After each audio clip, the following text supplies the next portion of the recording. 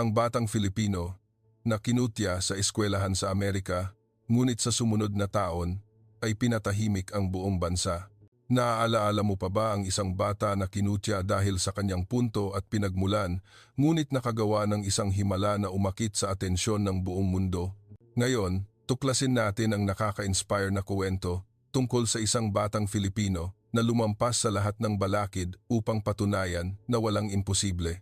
Ngunit bago iyon, alam mo ba na taon-taon, milyon-milyong imigrante sa buong mundo ang nakararanas ng diskriminasyon dahil lamang sa pagiging iba nila?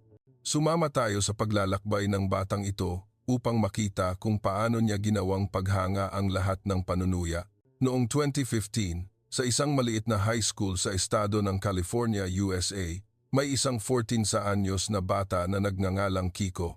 Si Kiko ay ipinanganak sa isang malayong probinsiya sa Sorsogon, Pilipinas. Lumipat ang kanyang pamilya sa Amerika nang siya ay 10 taong gulang pa lamang, dala ang pag-asa para sa isang mas magandang buhay. Ngunit ang buhay sa Amerika ay hindi madali tulad ng inaakala nila.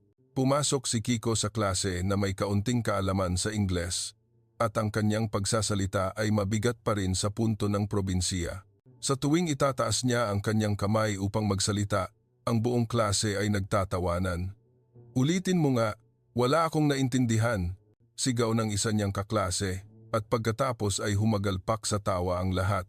Si Kiko ay yumuyuko lang. Namumula ang mukha, pinipigilan ang nararamdamang kahihiyan. Sa eskwelahan, madalas siyang tawagin na ang probinsyano o ang may nakakatawang boses. Ang mga panunukso na iyon ay hindi lamang nagmula sa mga kaibigan, kundi kung minsan, pati na rin sa mga guro, ay hindi sinasadyang nasasaktan siya.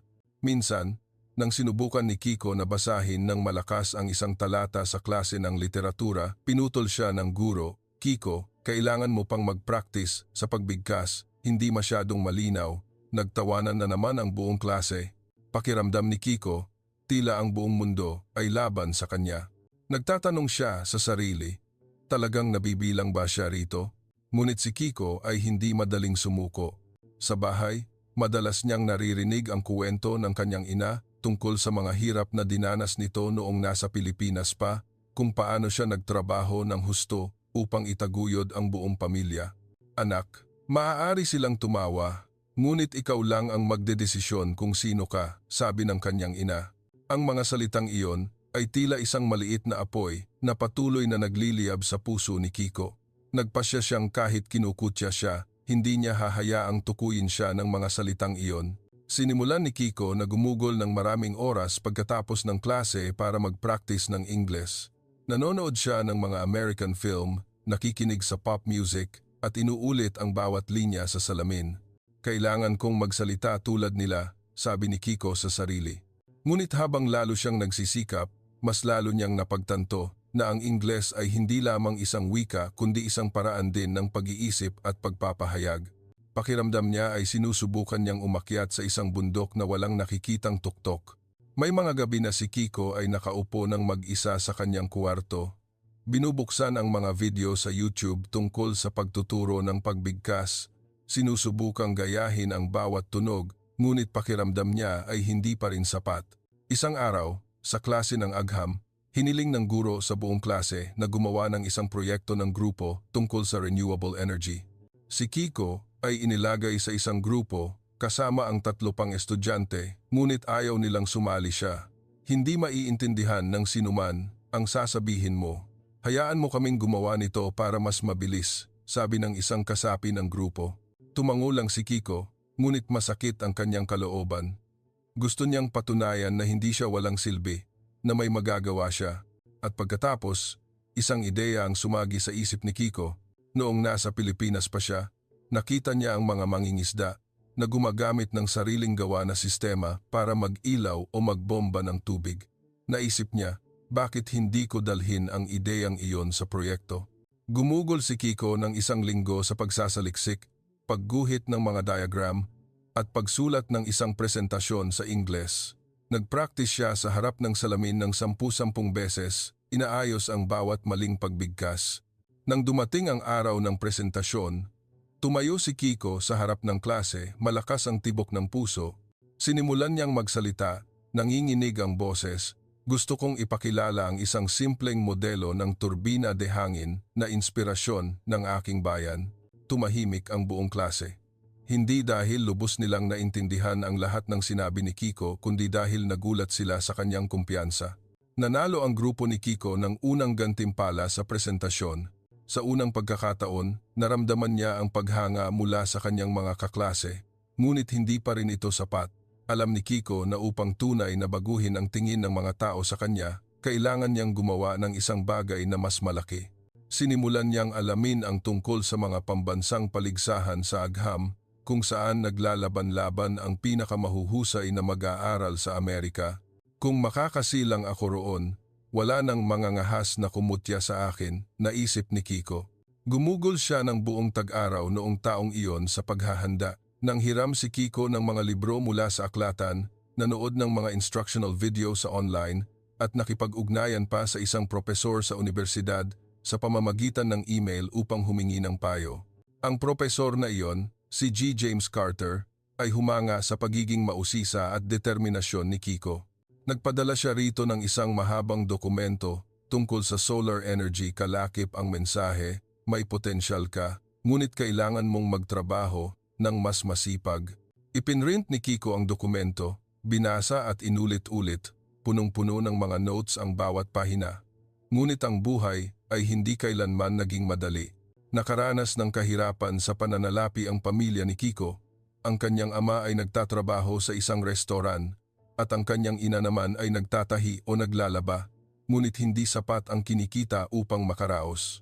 Alam ni Kiko na hindi siya mabibilhan ng kanyang pamilya ng mamahaling kagamitan para makagawa ng eksperimento. Kaya, sinimulan niya ang paggawa ng sariling modelo gamit ang murang materyales tulad ng kahoy, recycled plastic, at maging lumang bote ng tubig. Sa tuwing nabibigo siya, naaalala ni Kiko ang mga salita ng kanyang ina, "Ikaw lang ang magdedesisyon kung sino ka." Sa pagtatapos ng taon ng pag-aaral, nagparehistro si Kiko para sa isang paligsahan sa agham sa estado. Ang kanyang proyekto ay isang low-cost solar energy system na kayang magbigay ng kuryente sa mga mahihirap na pamilya. Nang dalhin niya ang modelo sa paligsahan, maraming tao ang tumingin sa kanya nang may pagdududa. Anong magagawa ng isang batang imigrante? Bulong ng isang mag-aaral mula sa ibang eskwelahan, ngunit hindi ito pinansin ni Kiko. Tumayo siya sa harap ng judges, ipresenta ang kanyang ideya ng buong puso, at pagkatapos ay nangyari ang himala. Tumayo si Kiko sa harap ng judges, ang ilaw ng entablado ay direktang tumama sa kanyang mukha, na nagpasilaw sa kanya ng bahagya, ngunit hindi niya hinayaang maging hadlang iyon. Huminga siya ng malalim at sinimula ng kanyang presentasyon. Ang aking solar energy system ay idinisenyo upang tulungan ang mga pamilyang may mababang kita, sabi ni Kiko nang mas matatag ang boses kaysa dati. Itinuro niya ang kanyang homemade na modelo na may mga solar panel na gawa sa recycled plastic at ang sistema ng kable na maingat na konektado sa pamamagitan ng kamay. Gusto kong lahat ng tao, kahit mahirap, ay makagamit ng malinis na enerhiya. Ang judges ay nakinig ng mabuti. May ilang tumango, nagsusulat ng mga notes sa papel. Nang matapos ni Kiko ang presentasyon, pumalakpak ang buong hall. Hindi ito isang formal na palakpakan, kundi isang masiglang palakpakan na umalingaw-ngaw. Tumingin siya sa audience, nakita ang kanyang ina na nakaupo sa huling hilera, nagniningning ang mga mata sa pagmamalaki. Sa unang pagkakataon, naramdaman ni Kiko na tunay siyang kinilala. Ang resulta ay inanunsiyo sa pagtatapos ng araw. Ang proyekto ni Kiko ay nanalo ng pangalawang gantimpala sa paligsahan sa estado. Kahit hindi ito ang unang puwesto, para sa kanya, isa itong malaking tagumpay. Isang bata na dating kinutya dahil sa kanyang punto, ngayon ay nakatayo sa entablado, pinalakpakan ng buong hall. Ngunit hindi huminto si Kiko doon. Ang gantimpala sa estado ay simula pa lamang. Alam niya na upang tunay na mapatahimik ang mga nagdududa, kailangan niyang gumawa ng isang bagay na mas malaki. Sinimulan ni Kiko na alamin ang tungkol sa isang pambansang paligsahan sa agham kung saan nagtitipon ang pinakamahuhusay na young minds sa Amerika.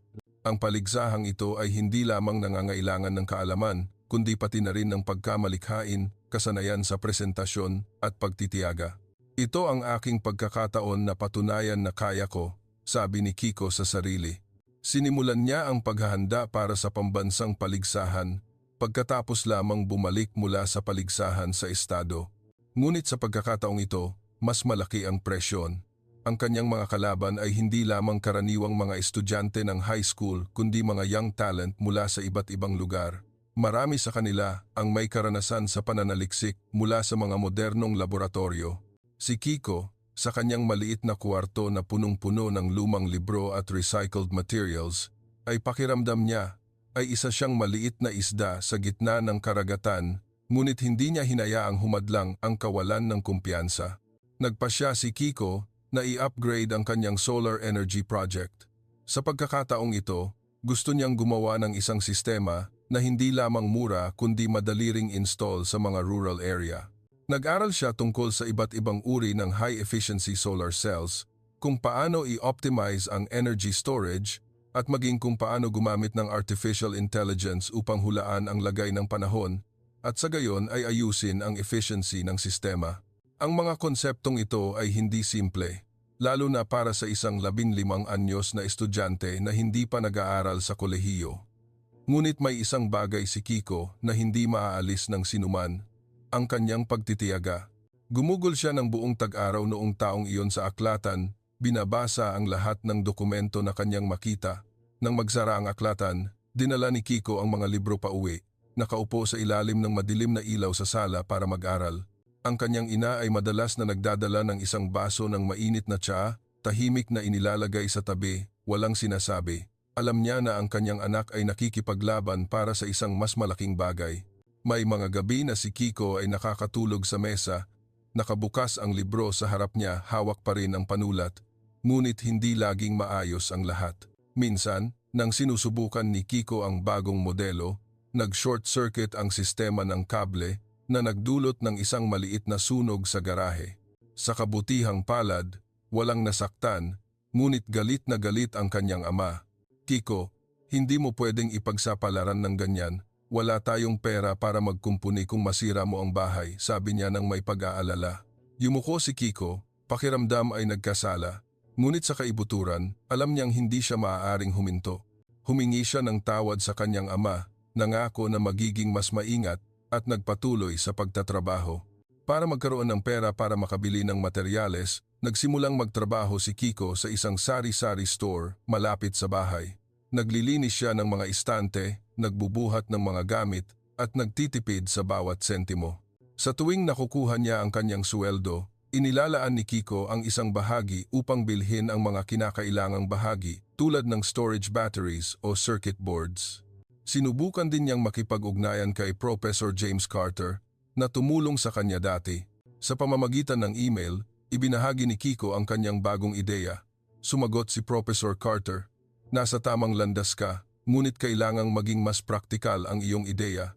Mag-focus sa paggawa ng sistema na madaling gamitin hanggat maaari." Ang payo na iyon ay nagpabago sa pag-iisip ni Kiko. Napagtanto niya na kung masyadong komplikado ang kanyang sistema, hindi ito magagamit ng mga mahihirap na tao sa mga rural area. Kaya, pinasimple niya ang design, nag-focus sa paggawa ng isang assembly kit na mai-install sa loob lamang ng ilang oras nang walang kinakailangang kaalaman sa teknikal. Tinawag niya itong kahon ng araw, isang compact, low-cost, at madaling gamiting solar energy system. Nang papalapit na ang araw ng pambansang paligsahan, si Kiko ay nakararamdam ng kaba at pag-aalala. Nag-practice siya ng kanyang presentasyon ng daan-daang beses, sinisikap na gawing mas malinaw at mas kumpiyansa ang kanyang boses. Alam niya na sa paligsahang ito, hindi lamang ang ideya, kundi pati na rin ang paraan ng kanyang pagpapakita ang magpapasya ng lahat. "Hindi ako dapat manginig," sabi ni Kiko sa sarili, kahit na malakas ang tibok ng puso niya sa tuwing naiisip niyang tumayo sa harap ng daan-daang tao. Sa wakas, dumating din ang araw ng paligsahan. Dinala ni Kiko ang kanyang kahon ng araw sa isang malaking convention center sa Washington, D.C. Tumingin siya sa paligid, nakita ang mga kahanga-hangang modelo ng ibang mga grupo na may makikinang na kagamitan at high-end technology. Kung ikukumpara sa mga iyon, Ang modelo ni Kiko ay mukhang simple, halos probinsyano. May ilang contestant ang tumingin sa kanya at tumawa ng bahagya, na para bang hindi siya nabibilang sa lugar na iyon. Ngunit hindi ito pinansin ni Kiko. Naalala niya ang mga araw na kinutya siya sa klase at sinabi sa sarili, "Ngayon, ipapakita ko sa kanila." Nang turn niya na, umakyat si Kiko sa entablado, inilagay ang kahon ng araw sa mesa at nagsimulang magsalita. Ikinuwento niya ang tungkol sa kanyang bayan, tungkol sa mga magsasaka at mangingisda sa Pilipinas na nagtatrabaho sa ilalim ng matinding init ng walang kuryente. Nagsalita siya tungkol sa pangarap na magdala ng liwanag sa mga lugar na pinakakinakailangan nito. Ang kanyang boses, bagamat mayroon pa ring kaunting punto ng Filipino, ay punong-puno ng damdamin at panghihikayat. Nang matapos siya, tumahimik ang buong hall sa loob ng ilang segundo at pagkatapos, isang palakpakan ang umalingaw-ngaw na tumagal ng mas matagal kaysa sa anumang presentasyon bago nito. Ang palakpakan ay umaalingaw-ngaw pa rin sa tenga ni Kiko nang bumaba siya sa entablado. Naramdaman niya ang ginhawa ngunit kasabay nito ay ang kaba. Sapat ba ang kahon ng araw niya para makipagkumpetensya sa mga high-tech na proyekto mula sa ibang kalaban? Ang ibang contestant ay may mga modelo na ginawa sa mga modernong laboratorio na may mga team ng mga advisor. Samantalang si Kiko ay nag-iisa lamang gamit ang mga homemade materials at remote support lamang mula kay Professor Carter. Ngunit hindi niya hinayaang humadlang ang mga negatibong pag-iisip. "Ginawa ko ang lahat ng aking makakaya," sabi ni Kiko sa sarili, sinusubukang manatiling kalmado habang naghihintay ng resulta. Habang naghihintay, naglibot si Kiko sa lugar ng exhibition kung saan ipinapakita ng mga contestant ang kanilang mga proyekto. Nakita niya ang mga modelo ng robot na kinokontrol ng artificial intelligence, mga advanced water filtration system, at maging mga makabagong medical device. Bawat booth ay mukhang mas profesional kaysa sa kanya. May ilang contestant ang lumapit, nagtatanong tungkol sa kahon ng araw. "Ginawa mo ito ng mag-isa?" Tanong ng isang babaeng blonde ang buhok, puno ng pagtataka. Tumango si Kiko. Ipinaliwanag kung paano makapagbigay ng kuryente ang kanyang sistema sa mga mahihirap na baryo.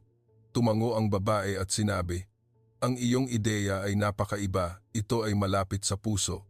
Ang papuri na iyon ay nagpangiti kay Kiko, kahit na hindi pa rin siya sigurado kung mayroon siyang pagkakataong manalo. Nang i-anunsyo ng judges ang resulta, tumahimik ang buong hall.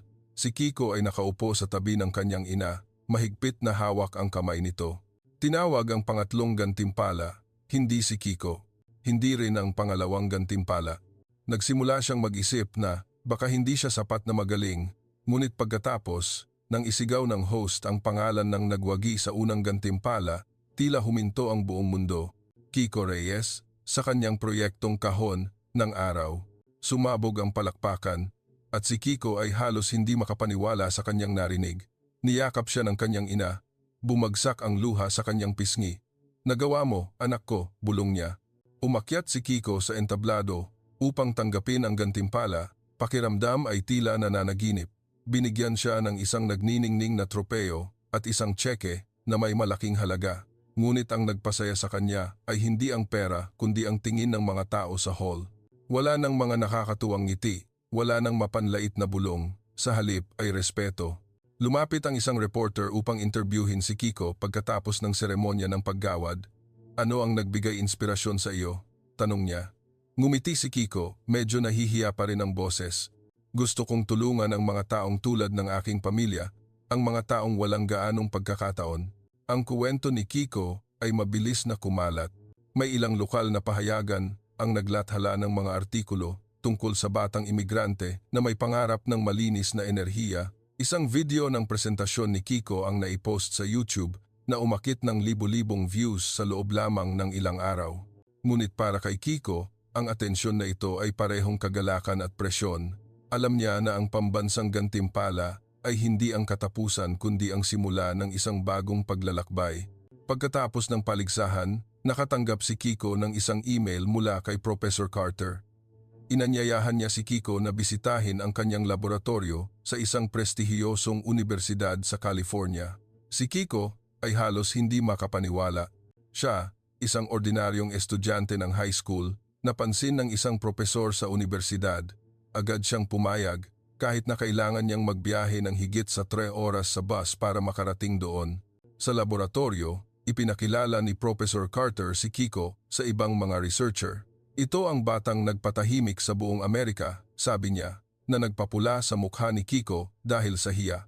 Nag-alok si Professor Carter na tulungan si Kiko na i-develop ang kahon ng araw bilang isang tunay na produkto. Ang iyong ideya ay may potensyal na baguhin ang buhay ng milyon-milyong tao, sabi niya. Ngunit upang magawa iyon, kailangan mo pang mag-aral at bumuo ng isang team. Tumango si Kiko, pakiramdam ay sabay na nasasabik at nabibigatan. Hindi niya naisip na ang kanyang proyekto ay aabot ng ganito kalayo. Ngunit nagbabala si Professor Carter, ang daan sa unahan ay hindi magiging madali. Haharapin mo ang maraming hamon, parehong sa agham at sa buhay. Sa katunayan, hindi lahat ay sumuporta kay Kiko. Nang kumalat ang kanyang kwento, nagsimulang mainggit ang ilan sa eskwelahan. Swertihan lang iyan, sabi ng isang kaklase. Nanalo siya dahil naawa ang judges sa mga imigrante. Ang mga salitang iyon ay nakasakit kay Kiko, ngunit natuto siyang isantabi ang mga ito. Naalala niya ang mga araw na kinutya siya dahil sa kanyang punto at sinabi sa sarili na hindi niya kailangan pang patunayan ang anuman sa mga taong hindi naniniwala sa kanya. Sinimulan ni Kiko ang pagtatrabaho kay Professor Carter sa pamamagitan ng email at personal na pagpupulong. Tinulungan siya nitong improve ang design ng kahon ng araw, ginagawa itong mas efficient at mas madaling gawin. Nagsimula ring mag-aral si Kiko ng programming, isang bagong field para sa kanya. Nag-download siya ng mga libreng online course, gumugol ng maraming oras sa pag-aaral tungkol sa Python at kung paano ito gagamitin upang i-optimize ang energy system. May mga pagkakataon na siya ay napapagod. Ang eskwelahan, ang part-time job, at ang research project ay halos hindi na siya binigyan ng oras para magpahinga. Ngunit sa tuwing gusto niyang sumuko, naaalala ni Kiko ang kanyang ina, ang mga magsasaka at mangingisda sa kanyang bayan at ang kanyang pangarap. Isang araw, nakatanggap si Kiko ng isang tawag mula sa isang non-government organization, NGO. Nabasa nila ang artikulo tungkol sa kanya at gustong makipagtulungan upang subukan ang kahon ng araw sa isang maliit na nayon sa Africa. Si Kiko ay halos hindi makapaniwala.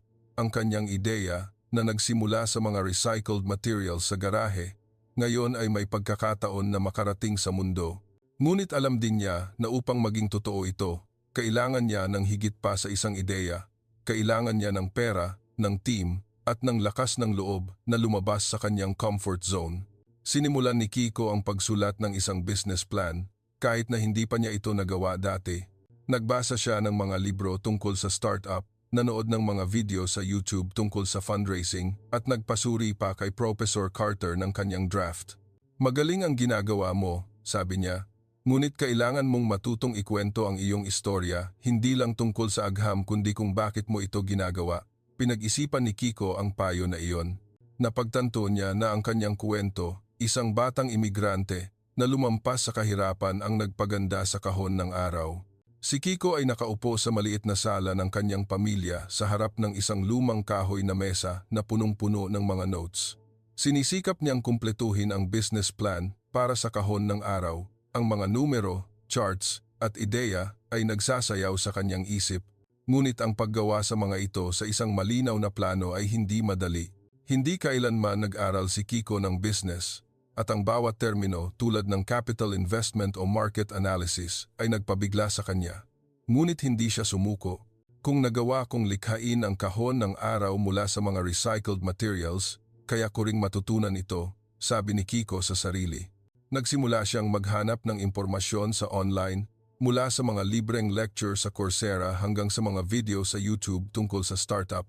Natuto siyang sumulat ng isang pitch kung paano ipresenta ang ideya upang kumbinsihin ang mga investor. Nakipag-ugnayan din siya sa NGO na kumontak sa kanya dati. Tinatanong sila tungkol sa aktwal na pangangailangan sa mga nayon sa Africa. Sumagot sila na ang kasalukuyang solar energy system ay masyadong mahal o komplikado at kailangan ng mga lokal na tao ng isang bagay na simple, matibay at abot kaya. Ang impormasyong ito ay nakatulong kay Kiko na lalong linawin ang kanyang layunin. Samantala sa eskwelahan, Nagsimulang makakuha si Kiko ng ibang uri ng atensyon. Ang ilang kaklase na dating kumutya sa kanya, ngayon ay lumapit upang humingi ng payo tungkol sa kanilang mga proyekto sa agham. Paano ka nanalo sa pambansang paligsahan? Tanong ng isang lalaki, puno ng pagtataka. Ngumiti lang si Kiko, sumagot ng maikli. Ginawa ko lang ang lahat ng aking makakaya, sabi niya, ngunit sa kaibuturan, alam niyang ang tagumpay ay hindi nagmula sa swerte. Iyon ay ang mga gabing walang tulog, ang mga pagkabigo, at ang mga sandaling gusto niyang sumuko ngunit nagpatuloy pa rin. Nagpasya si Kiko na subukan ang kanyang sarili sa isang startup competition para sa mga estudyante ng high school kung saan maaari niyang ipresenta ang ideya ng kahon ng araw sa mga tunay na investor. Ang paligsahang ito ay ginanap sa San Francisco at ang gantimpala ay hindi lamang pera kundi pati na rin ang pagkakataon na magkaroon ng mentorship mula sa mga matagumpay na negosyante. Alam ni Kiko na ito ay isang malaking pagkakataon, ngunit nag-aalala rin siya. Paano makikipagkompetensya ang isang 16 anyos na estudyante na tulad niya sa ibang mga team? Marami sa kanila ang may karanasan sa business mula sa mga club sa eskwelahan. Para maghanda, nagpasuri si Kiko kay Professor Carter sa kanyang pitch. Iminungkahi niya na dapat ikwento ni Kiko ang kanyang personal na kwento, hindi lamang mag-focus sa technical aspect. Hindi sila nag-invest sa produkto, nag-invest sila sa tao, sabi niya. Malalim na nag-isip si Kiko tungkol sa payo na ito. Nagpasya siyang simulan ang presentasyon sa kanyang kuwento. Isang batang imigrante na kinutya ngunit hindi tumigil sa pangarap na baguhin ang mundo. Nagpraktis siya sa harap ng salamin, sinusubukang gawing mas kumpiyansa at nakakaantig ang kanyang boses. Kahit na mayroon pa ring kaunting punto ng Filipino ang kanyang boses, hindi na sinubukan ni Kiko na itago ito. Ito ako, naisip niya, at ipinagmamalaki ko iyon. Dumating ang araw ng startup competition. Si Kiko ay nakasuot ng polo shirt na inayos ng kanyang ina, dala ang modelo ng kahon ng araw at isang USB na naglalaman ng kanyang presentasyon. Nang pumasok siya sa hall, nakita niya ang 12-dosenang iba pang team. Marami sa kanila ang nakadamit ng pormal, dala ang mga makikinang na modelo at mga bagong laptop. Pakiramdam ni Kiko ay maliit siya, ngunit pinaalalahanan niya ang sarili na ang kahon ng araw ay hindi lamang isang produkto, ito ay ang kanyang pangarap, ang pangarap ng kanyang pamilya at ng milyon-milyong iba pa. Nang turn niya na, umakyat si Kiko sa entablado, malakas ang tibok ng puso. Nagsimula siya sa isang tanong, alam ba ninyo kung ilang tao sa mundo ang nabubuhay ng walang kuryente? Tumahimik ang buong audience. Ikinuwento ni Kiko ang kanyang paglalakbay mula sa mga araw na kinutya siya sa klase hanggang sa sandaling tumayo siya sa entablado ng pambansang paligsahan sa agham. Pagkatapos ay ipinakilala niya ang kahon ng araw, ipinaliwanag kung paano ito makakapagbigay ng kuryente sa mga mahihirap na nayon sa halagang ilang dosenang dolyar lamang.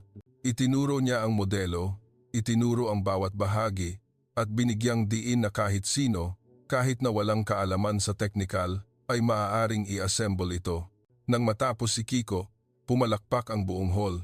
Isang investor, isang babaeng may edad na may matatalim na mata, ang nagtaas ng kamay at nagtanong, nasubukan mo na ba ang sistemang ito sa kahit saan?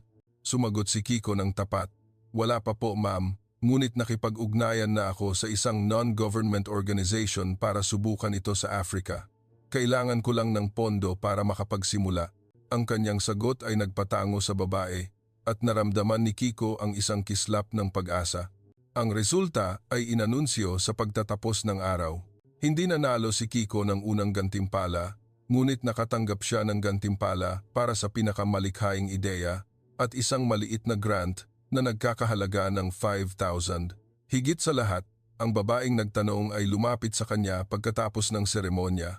Ipinakilala niya ang sarili bilang si Linda Cruz, isang matagumpay na negosyanteng Filipino-Amerikano sa Silicon Valley. Nakita ko ang apoy sa iyong mga mata, sabi niya. Gusto kitang tulungan na gawing katotohanan ang kahon ng araw. Makipag-ugnayan ka sa akin. Si Kiko ay halos hindi makapaniwala sa kanyang narinig.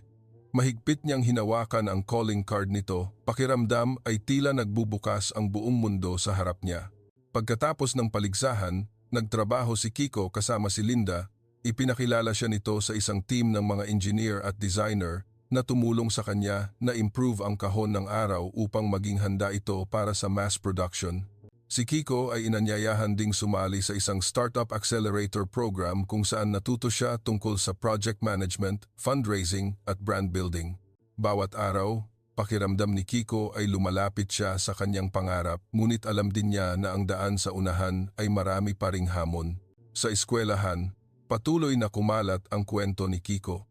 Ang ilang guro ay nagsimulang gamitin siya bilang halimbawa upang magbigay inspirasyon sa mga estudyante.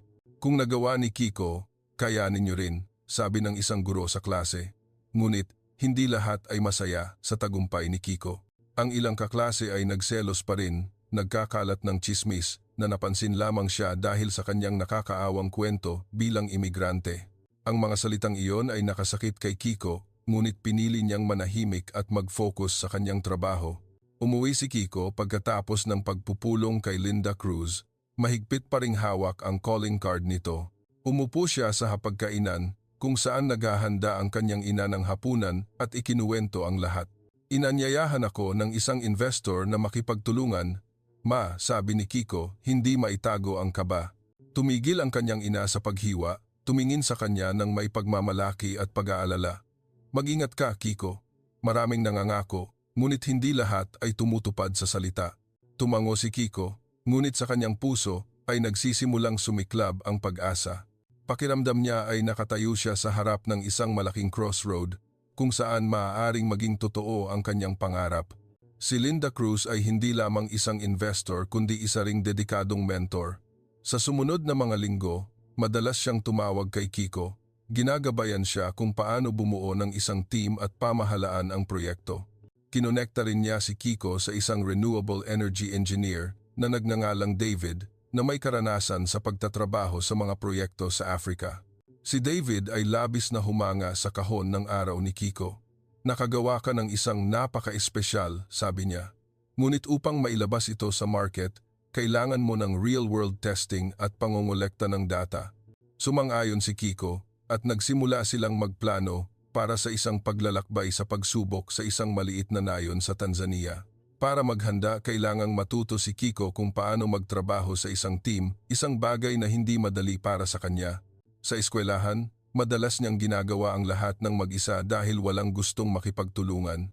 Ngunit ngayon, kailangan niyang makipag-ugnayan sa mga engineer, designer, at maging sa mga marketing person. May mga pagkakataon na pakiramdam ni Kiko ay nalilito siya. Sa isang pagpupulong sa Zoom, nang magtalo ang lahat tungkol sa packaging design para sa kahon ng araw, halos hindi na siya makasunod. Ang mga termino tulad ng market share o distribution strategy ay nagpapagulo sa kanya. Ngunit sa halip na manahimik, nagtanong si Kiko. Hindi ako lubos na nakakaintindi tungkol sa marketing, ngunit gusto kong matuto, sabi niya. Ang pagiging prangka ni Kiko ay nagpatawa sa team, ngunit ito ay isang kaibigang tawa at sinimulan nilang ipaliwanag ang lahat sa isang mas simpleng paraan. Sa pagtatapos ng taon, nakumpleto ni Kiko at ng kanyang team ang prototype version ng kahon ng araw. Ito ay mas compact, mas matibay at kayang magbigay ng sapat na kuryente para sa isang maliit na pamilya sa loob ng 24 na oras, sa loob lamang ng ilang oras ng pag-charge sa ilalim ng araw. Tinulungan ni Linda si Kiko na makipag-ugnayan sa NGO upang ipatupad ang pagsubok. Noong Mayo 2018, nakatanggap si Kiko ng plane ticket papuntang Tanzania, ang una niyang biyahe sa ibang bansa mula nang umalis siya sa Pilipinas. Siya ay kinakabahan kaya't halos hindi siya makatulog sa gabi bago ang kanyang paglipad. Magdadala ako ng liwanag sa isang lugar na ganap na banyaga, naisip ni Kiko, sabay na nasasabik at nag-aalala. Nang tumapak siya sa nayon sa Tanzania, nabigla si Kiko, ang mga bahay na may bubong na nipa, ang mga kalsada na kulay lupa at ang mga batang tumatakbo sa paligid ay nagpaalala sa kanya ng kanyang probinsiya sa Sorsogon. Ang mga tao sa nayon ay sinalubong si Kiko at ang kanyang team ng may mainit na ngiti. Hindi nila alam kung sino siya, ngunit sila ay mausisa tungkol sa mahiwagang kahon na dinala niya. Si Kiko, kasama si David, ay nag-install ng 5 set ng kahon ng araw sa 5 pamilya sa nayon. Tinuruan niya sila kung paano ito gamitin, kung paano ito panatilihin at kung paano i-charge ang battery sa ilalim ng araw. Nang umilaw ang unang bombilya sa isang madilim na bahay, naghiyawan ang buong pamilya. Naramdaman ni Kiko ang pagluha ng kanyang mga mata. Ito ang dahilan kung bakit ko ito ginagawa, naisip niya. Ang pagsubok ay tumagal ng 3 buwan. Hindi maaring manatili si Kiko sa Tanzania sa buong panahong iyon dahil kailangan pa niyang mag-aral. Ngunit nagpadala si David ng mga weekly report at ang mga resulta ay lumampas sa inaasahan. Ang mga pamilyang gumagamit ng kahon ng araw ay nagulat na kaya nilang mag-ilaw ng kanilang mga bahay, mag-charge ng kanilang mga telepono at maging magpatakbo ng isang maliit na bentilador sa gabi. Isang ina sa nayon ang nagsabi, "Dahil sa kuryente, ang mga anak ko ay nakakapag-aral sa gabi sa halip na huminto kapag dumidilim." Ang mga feedback na ito ay nagparamdam kay Kiko na siya ay lumilikha ng isang tunay na pagbabago, ngunit hindi lahat ay perpekto. Ang ilang kahon ng araw ay nagkaaberya dahil sa alikabok na dumidikit sa solar panel o maluwag na koneksyon ng kable. Napagtanto ni Kiko na kahit na maganda ang kanyang ideya, ang mass production ay nangangailangan ng mas mataas na katumpakan. Siya at ang team ay nagsimulang magtrabaho upang improve ang design, nag-focus sa durability at kakayahang makayanan ang matinding panahon. Iminungkahi rin ni Linda kay Kiko na magsimulang maghanap ng mas maraming investor upang palawakin ang scale. "Kailangan mong mag-isip ng mas malaki, Kiko," sabi niya. "Hindi lang isang nayon kundi libu-libong nayon." Samantala, sa eskwelahan, si Kiko ay naging isang sikat na tao nang hindi niya inaasahan. Madalas siyang binabanggit ng mga guro sa klase bilang isang halimbawa ng pagtitiyaga. Ang ilang kaklase na dating kumutya sa kanya, ngayon ay nagsisimulang humingi ng tawad. "Hindi namin alam na ganoon kakagaling," sabi ng isang lalaki. Ngumiti lang si Kiko, hindi nagtatanim ng sama ng loob. Nauunawaan niya na sa halip na makipagtalo, ang pinakamahusay na paraan upang patunayan ang kanyang sarili ay ang magpatuloy, ngunit ang presyon ay lumalaki rin. Kailangang balansehin ni Kiko ang pag-aaral, ang part-time job, at ang proyekto ng kahon ng araw. May mga araw na, pakiramdam niya, ay napapagod siya, gustong iwanan ang lahat upang magkaroon ng isang normal na buhay tulad ng kanyang mga kaedad. Isang gabi habang nakaupo ng mag-isa sa kanyang kuwarto, binuksan ni Kiko ang kanyang email at nakita ang isang mensahe mula kay Professor Carter. "Gumagawa ka ng isang dakilang bagay, Kiko. Huwag mong hayaang hadlangan ka ng mga paghihirap." Ang mga salitang iyon ay nagbigay sa kanya ng dagdag na lakas. Huminga si Kiko ng malalim, binuksan ang kanyang laptop at nagpatuloy sa pagtatrabaho. Sa pagtatapos ng 2018, nakatanggap si Kiko ng isang imbitasyon upang lumahok sa isang International Renewable Energy Conference sa New York. Iyon ay ang pagkakataon na ipresenta ang kahon ng araw sa harap ng mga siyentista, negosyante at policymaker mula sa buong mundo. Alam ni Kiko na ito ay hindi lamang isang entablado, kundi isang pagkakataon upang ilabas ang kanyang ideya sa pandaigdigang saklaw. Ngunit nag-aalala rin siya, kaya ba ng isang 16 anyos na bata na kumbinsihin ang mga pinakamakapangyarihang tao sa industriya ng enerhiya? Si Kiko ay nakatayo sa harap ng salamin sa maliit na kwarto ng hotel sa New York, inaayos ang kurbata na binili ng kanyang ina para sa kanya. Hindi pa siya nakasuot ng suit dati, at ang pakiramdam ng pagiging masikip ay nagpapahadlang sa kanya. Ngunit nang tumingin siya sa kanyang determinadong mga mata sa salamin, sinabi ni Kiko sa sarili, "Nakarating ako rito, hindi ako maaaring huminto." Ang International Renewable Energy Conference ay ang pinakamalaking entablado na kailanman niyang hinarap. Ang mga dumalo ay hindi lamang mga estudyante o guro kundi mga nangungunang siyentista, mga energy company at maging mga policy maker mula sa buong mundo. Alam ni Kiko na kung makakagawa siya ng impresyon dito, ang kahon ng araw ay hindi na lamang magiging pangarap niya. Si Linda Cruz at David ay sumama kay Kiko sa New York upang sumuporta.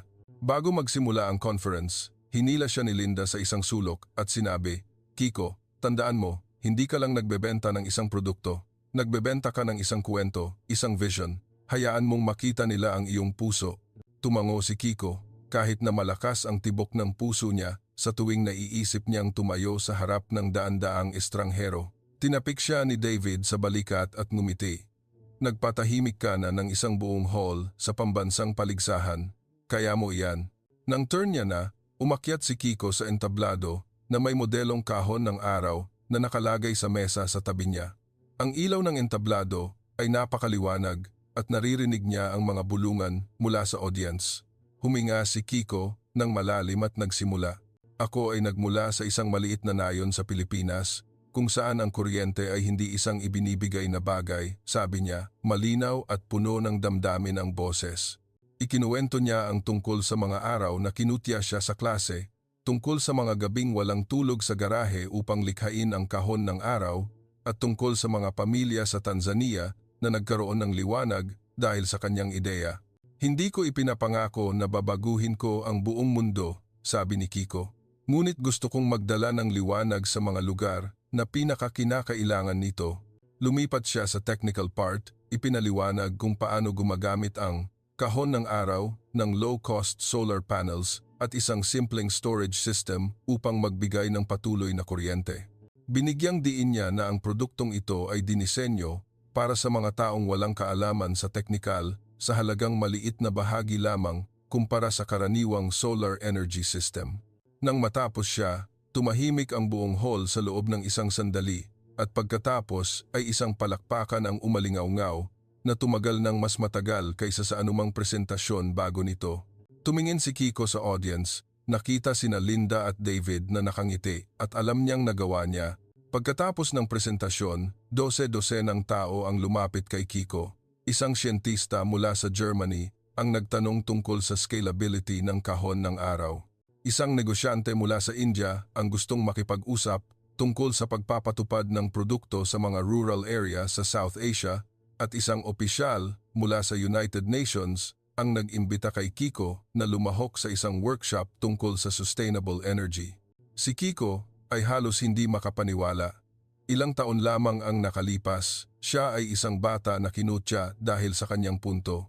Ngayon, nakatayo siya rito, pinakikinggan ng mga pinakamakapangyarihang tao sa industriya ng enerhiya, ngunit ang pinaka-hindi malilimutang sandali ay nang lumapit ang isang matandang lalaki na may kulay abong buhok at malalim na boses upang makipagkamay kay Kiko. Ako, ang direktor ng isang investment fund, sabi niya. Ang iyong ideya ay maaaring magbago sa buhay ng milyon-milyong tao. Gusto naming magbigay ng pondo upang ikaw ay mass produce ng kahon ng araw. Si Kiko ay halos hindi makapagsalita. Nagpasalamat lamang siya, medyo nanginginig ang boses. Si Linda ay nakatayo sa tabi, bumulong. Kita mo na, sabi ko sa iyo, kaya mo. Pagkatapos ng conference, nakatanggap si Kiko at ang kanyang team ng 100,000 na investment mula sa fund ng lalaking iyon. Ang halagang ito ay sapat na upang makagawa ng libu-libong set ng kahon ng araw at ipatupad ang mga ito sa mga nayon sa Tanzania, India at maging sa Pilipinas. Nagpasya si Kiko na gumugol ng isang bahagi ng pera upang bumalik sa Sorsogon, ang lugar kung saan siya ipinanganak, upang mag-install ng kahon ng araw para sa mga mahihirap na pamilya. Gusto niyang ibalik ang liwanag sa mismong lugar na nag-alaga sa kanyang pangarap. Nang bumalik siya sa eskwelahan, napagtanto ni Kiko na siya ay naging isang simbolo. Ang kanyang mga kaklase ay hindi na siya tinatawag na ang probinsyano. Sa halip, nagtatanong sila tungkol sa conference, tungkol sa kahon ng araw, at humihingi pa ng payo tungkol sa kung paano sundin ang kanilang mga pangarap. Inimbitahan ng ilang guro si Kiko na magsalita sa mga school assembly, ibinahagi ang kanyang kuwento upang magbigay inspirasyon sa ibang mga estudyante. Pakiramdam ni Kiko ay sabay na pinarangalan at nahihiya. Ayaw niyang maging isang sikat na tao, ngunit alam niya na ang kanyang kuwento ay maaaring makatulong sa iba na maniwala sa kanilang sarili. Samantala, ang production ng kahon ng araw ay hindi naging madali. Si Kiko at ang team ay nakaranas ng maraming problema, mula sa paghahanap ng supplier ng low-cost components hanggang sa pagtiyak ng kalidad ng produkto. May mga araw na nagtatrabaho ang buong team hanggang hating gabi inaayos at inuulit ang design upang matugunan ang mga international standard. Kailangan din ni Kiko na matutunan kung paano pamahalaan ang pananalapi, isang bagong field para sa kanya. Tinuruan siya ni Linda kung paano gumawa ng balance sheet, kung paano makipagnegosasyon sa mga supplier at kung paano panatilihing nagkakaisa ang team. Hindi ka lang isang inventor, sabi niya, nagiging isang leader ka. Sa bahay, sinubukan ni Kiko na gumugol ng oras sa kanyang pamilya kahit na ang kanyang schedule ay lalong nagiging abala. Isang gabi, nang naghahanda ang kanyang ina ng hapunan, umupo si Kiko at ikinuwento sa kanya ang tungkol sa nalalapit na paglalakbay sa Pilipinas. Gusto kong dalhin ang kahon ng araw sa ating bayan, ma, sabi niya. Ngumiti ang kanyang ina, nagniningning ang mga mata. Ipinagmamalaki ka ni Mama, Kiko. Ngunit huwag mong kalimutang magpahinga, anak. Tumango si Kiko, ngunit alam niyang hindi siya maaaring huminto. Ang kanyang pangarap ngayon ay hindi na lamang sa kanya. Ito ay para sa milyon-milyong taong nabubuhay sa dilim. Sa pagtatapos ng 2019 na kumpleto ang unang batch ng kahon ng araw, lumipad si Kiko pabalik sa Pilipinas, dala ang 50 set upang install sa Sorsogon at mga kalapit na barangay. Nang tumapak siya sa kanyang lumang nayon, bumalik ang mga alaala ng kanyang pagkabata, ang mga kalsada na kulay lupa, ang mga palayan, at ang mga gabing madilim dahil sa kawalan ng kuryente. Siya, kasama ang team, ay nag-install ng kahon ng araw para sa mga pinakamahihirap na pamilya sa nayon. Nang umilaw ang unang bombilya, naghiyawan ang buong nayon. Isang matandang lalaki ang humawak sa kamay ni Kiko at nagsabi, "Salamat, anak. Nagdala ka ng liwanag sa amin." Nang umilaw ang unang bombilya mula sa kahon ng araw sa nayon sa Sorsogon, naramdaman ni Kiko ang isang alon ng emosyon. Tumayo siya sa gitna ng mga tao sa nayon, narinig ang masayang tawanan, nakita ang mga batang naghihiyawan nang makita nila sa unang pagkakataon ang liwanag na nagliliwanag sa kanilang simpleng nipahat. Isang matandang babae na may puting buhok ang humawak sa kamay ni Kiko, nanginginig ang boses. "Anak, dahil sa iyo, hindi na kami matatakot sa dilim." Ngumiti si Kiko, sinisikap na pigilan ang luha. Hindi lamang ito ang tagumpay niya, kundi ang regalo na ibinigay niya sa kanyang sariling bayan. Ang paglalakbay pabalik sa Pilipinas ay hindi lamang isang pag-install ng kagamitan, kundi isang milestone sa buhay ni Kiko. Napagtanto niya na ang kahon ng araw ay hindi lamang nagdala ng liwanag kundi pati na rin ng pag-asa. Ang mga pamilya sa nayon ay nagsimulang magkuwento sa kanya tungkol sa kung paano nila ginagamit ang kuryente upang gawin ang mga bagay na hindi pa nila kailanman pinangarap. Ang mga bata ay nag-aaral sa gabi, ang mga ina ay gumagamit ng electric fan upang labanan ang init ng tag-araw at ang ilan ay nagsimula pa ng maliit na business dahil may kuryente na upang patakbuhin ang makina. Pakiramdam ni Kiko, ang kanyang pangarap ay nagiging katotohanan, hakbang-hakbang. Ngunit nang bumalik siya sa Amerika, hinarap ni Kiko ang mga bagong hamon. Ang mass production ng kahon ng araw ay nangangailangan ng higit pa sa isang magandang ideya. Siya at ang team ay kailangang humanap ng paraan upang bawasan ang production cost habang tinitiyak pa rin ang kalidad. Ang ilang supplier ng components ay biglang nagtaas ng presyo na nagresulta sa pagbaba ng budget ng proyekto. Kailangang lumahok si Kiko sa mga tensyonadong pagpupulong kasama sina Linda at David. Nagtatalo tungkol sa paghahanap ng bagong supplier o maging ang pagbabago ng design upang gumamit ng mas murang materyales. May mga pagkakataon na pakiramdam ni Kiko ay napupunta siya sa isang mundo na hindi pa siya handa, ang mundo ng business at responsibilidad. Napansin ni Linda ang tensiyon ni Kiko. Sa isang pagpupulong, hinila niya ito sa isang tabi at sinabi, "Kiko, hindi mo kailangang gawin ang lahat ng mag-isa. Magtiwala ka sa iyong team, nandito sila para tulungan ka." Ang payo na iyon ay nagpabago sa pag-iisip ni Kiko. Napagtanto niya na kahit na si Kiko ang nagpasimula ng kahon ng araw, hindi niya magagawa ang lahat. Nagsimula siyang magbigay ng trabaho, ibinigay kay David ang responsibilidad sa technical at sa isa pang kasapi ng team naman ang marketing. Natuto siyang magtiwala sa iba at iyon ang nakatulong sa proyekto na umusad ng mas mabilis. Noong 2020, nang pumasok si Kiko sa kanyang senior year ng high school, ang kahon ng araw ay nagsimulang makakuha ng mas malawak na atensyon. Isang artikulo sa isang international science magazine ang pumuri sa proyekto ni Kiko bilang isang tagumpay sa democratization ng clean energy. Ang ilang malalaking NGO ay nakipag-ugnayan nag-aalok ng pakikipagtulungan upang ipatupad ang kahon ng araw sa ibang mga rehiyon tulad ng Southeast Asia at South America.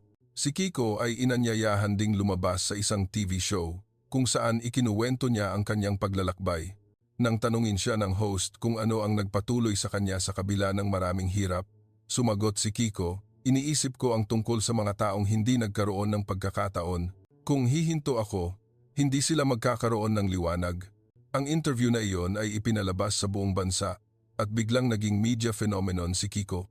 Ang mga social media platform ay punong-puno ng mga post tungkol sa batang imigrante na nagbabago ng mundo. Ang ilang tao ay tinawag siyang young genius habang ang iba ay pinuri ang kanyang pagtitiyaga.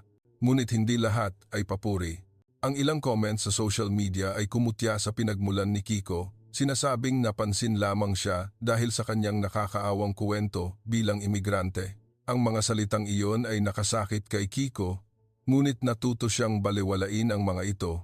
"Hindi nila ako kilala," naisip ni Kiko. "Hindi ko ginagawa ito para sa papuri." Sa eskwelahan, si Kiko ay naging inspirasyon para sa maraming estudyante. Isang batang babae na may lahing Meksikano ang lumapit kay Kiko pagkatapos ng klase, sinabing nabasa niya ang artikulo tungkol sa kanya at gusto niyang maging isang siyentista. "Pinaniwala mo ako na kaya ko rin," sabi niya. Ngumiti si Kiko, naramdaman ang init sa kanyang puso. Napagtanto niya na bukod sa pagdadala ng liwanag sa mga nayon, nagbibigay inspirasyon din siya sa ibang mga kabataan na mangahas na sundin ang kanilang mga pangarap. Ngunit ang presyon ay patuloy na tumaas. Kailangang tapusin ni Kiko ang kanyang graduation project, maghanda para sa college entrance exam at sabay na pamahalaan ang proyekto ng kahon ng araw. May mga gabi na natutulog lamang siya ng 3 oras, gumigising na may maitim na bilog sa ilalim ng kanyang mga mata. Nag-aalala ang kanyang ina, madalas siyang pinaalalahanan na kumain ng tama at magpahinga. "Hindi ka makakatulong sa iba kung ikaw ay napapagod," sabi niya. Alam ni Kiko na tama ang kanyang ina, ngunit hindi siya maaaring huminto. Ang bawat email mula sa mga NGO, bawat report mula sa mga nayon na gumagamit ng kahon ng araw ay nagpapaalala sa kanya na may ginagawa siyang mahalaga. Sa pagtatapos ng 2020, nakatanggap si Kiko ng mga acceptance letter mula sa 3 prestihiyosong unibersidad, kabilang ang MIT at Stanford. Siya ay halos hindi makapaniwala sa kanyang mga mata. Ilang taon lamang ang nakalipas, siya ay isang estudyante na kinutya dahil sa kanyang punto. Ngayon, tinatanggap siya ng mga nangungunang unibersidad sa mundo. Pinili ni Kiko ang MIT, hindi lamang dahil sa reputasyon ng paaralan kundi dahil mayroon silang leading research program sa renewable energy. Gusto niya pang mag-aral upang gawing isang pandaigdigang solusyon ang kahon ng araw. Bago umalis sa California upang pumunta sa MIT, nag-organisa si Kiko ng isang maliit na seremonya sa kanyang high school. Gusto niyang magpasalamat sa mga guro at kaibigan na sumuporta sa kanya kahit na hindi sila palaging nagtitiwala sa kanya sa simula. Sa kanyang talumpati, sinabi ni Kiko, "Dati, akala ko ay hindi ako nabibilang dito, ngunit natutunan ko na hindi mahalaga kung saan ka nanggaling o kung paano ka magsalita. Ang mahalaga ay ang lakas ng loob na mangarap ng malaki at huwag sumuko." Pumalakpak ang buong hall at sa unang pagkakataon, naramdaman ni Kiko na talagang nabibilang siya. Si Kiko ay nakatayo sa harap ng tarangkahan ng MIT. Mabigat ang backpack sa kanyang balikat, puno ng magkahalong damdamin. Kakalabas lang niya sa kanyang pamilya, sa maliit na bahay sa California, at sa mga alaala ng mga araw na kinutya siya. Ngayon, pumapasok siya sa isang bagong kabanata kung saan may pagkakataon siyang matuto mula sa mga pinakamahuhusay na minds sa mundo. Ngunit hindi kinalimutan ni Kiko ang kanyang pangarap. Ang kahon ng araw ay hindi lamang isang science project. Ito ay ang kanyang pangako sa mga taong nabubuhay sa dilim. Alam niya na sa MIT, makikita niya ang mga tool at kaalaman upang gawing totoo ang pangakong iyon. Ang unang ilang buwan sa MIT ay isang malaking hamon. Ang mga lecture tungkol sa physics, mathematics, at energy engineering ay nangangailangan kay Kiko na magtrabaho ng doble kumpara sa kanyang mga kaklase. Wala siyang matibay na background tulad ng maraming ibang estudyante na nag-aral sa mga prestihiyosong high school na may mga modernong laboratorio. Ngunit hindi hinayaan ni Kiko na maging hadlang iyon. Gumugol siya ng maraming oras sa aklatan, sumasali sa mga research club at naghahanap ng mga propesor upang humingi ng payo. Isang propesor, si Dr. Sarin Dr. Lin sa orihinal, ang nakakita sa potensyal ni Kiko. Ito ay ang kanyang passion at malinaw na layunin, sabi niya. Sa ilalim ng gabay ni Dr. Sarin, sinimulan ni Kiko na improve ang kahon ng araw gamit ang mas advanced na teknolohiya. Isinama niya ang isang smart sensor system na tumutulong upang i-optimize ang battery charging batay sa lagay ng panahon. Nagtrabaho rin siya kasama ang isang team ng mga estudyante sa MIT upang i-develop ang isang mobile app na nagpapahintulot sa mga gumagamit na subaybayan ang performance ng kahon ng araw ng remotely. Ang mga improvement na ito ay nagpaganda sa produkto ni Kiko, hindi lamang mura at madaling gamitin, kundi mas smart din na angkop para sa mga lugar na may matitinding kondisyon. Samantala, ang proyekto ng kahon ng araw ay patuloy na lumalaki sa pandaigdigang saklaw. Sa tulong ng dating investment at ng mga NGO, si Kiko at ang kanyang team ay nagpatupad ng libu-libong set ng kahon ng araw sa mga nayon sa India, Kenya at maging sa Pilipinas. Sa tuwing nakakatanggap siya ng mga report mula sa mga organisasyong ito, binabasa ni Kiko ang bawat linya, bawat kwento tungkol sa kung paano binago ng kahon ng araw ang buhay. Isang pamilya sa India ang sumulat ng thank you letter. Sinasabing nagbukas sila ng isang maliit na tailoring shop dahil may kuryente na upang patakbuhin ang sewing machine. Isang paaralan sa Kenya ang nag-ulat na ang mga estudyante ay nakakakuha ng mas mataas na grade dahil kayanan nilang mag-aral sa gabi. Ang mga kuwentong ito ang nagbigay inspirasyon kay Kiko na magpatuloy. Ngunit ang tagumpay ay may kasamang presyon din. Kailangang balansehin ni Kiko ang kanyang pag-aaral sa MIT at ang pamamahala ng proyekto.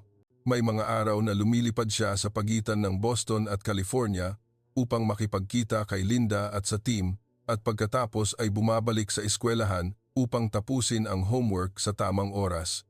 Halos wala siyang oras para magpahinga o makihalubilo sa mga kaibigan. Minsan, habang kumakain ng hapunan sa cafeteria, isang roommate ang nagtanong, "Kiko, naisip mo na bang magdahan-dahan?" Ngumiti si Kiko, ngunit sa kaibuturan, alam niyang hindi siya maaaring huminto.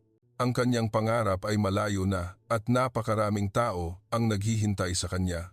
Noong 2022, nang pumasok si Kiko sa kanyang ikalawang taon sa kolehiyo, ang kahon ng araw ay pinarangalan sa isang international award para sa sustainable invention. Inanyayahan si Kiko sa Geneva upang tanggapin ang gantimpala. Sa entablado, muli niyang ikinuwento ang kanyang kuwento mula sa mga araw na kinutya siya sa klase hanggang sa paglalakbay na nagdala ng liwanag sa libu-libong pamilya. Nang matapos siya, tumayo ang buong hall at pumalakpak. Tumingin si Kiko sa ibaba, nakita ang kanyang ina na nakaupo sa harap na hilera, bumagsak ang luha sa kanyang pisngi. Lumipad siya mula sa California upang saksihan ang sandaling ito. Tumakbo si Kiko pababa upang yakapin ang kanyang ina, bumulong, "Nagawa ko, ma." Pagkatapos ng gantimpala, umakyat ang kahon ng araw sa atensyon ng mga malalaking organisasyon tulad ng Bill and Melinda Gates Foundation at World Bank. Nag-alok sila ng pondo upang palawakin ang proyekto sa 12-dosenang bansa.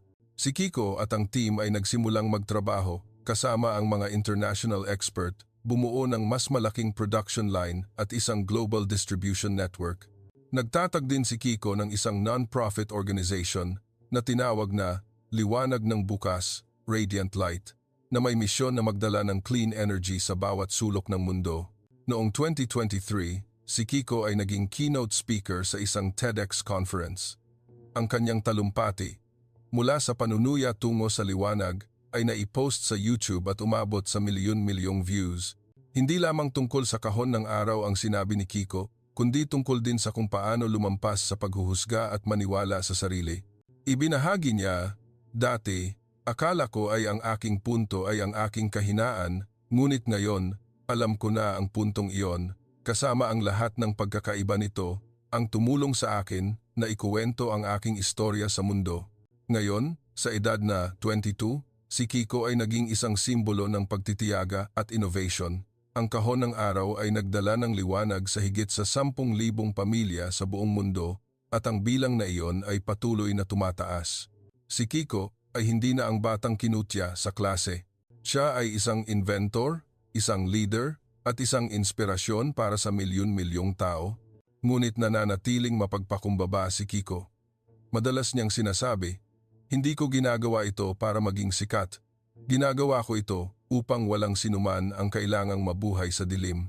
Ang kuwento ni Kiko ay patunay na saan ka man nanggaling at gaano man karaming paghihirap ang iyong hinarap, maaari ka pa ring lumikha ng isang pagbabago. Mula sa isang batang imigrante na kinutya, pinatahimik ni Kiko ang buong Amerika at ang buong mundo upang makinig.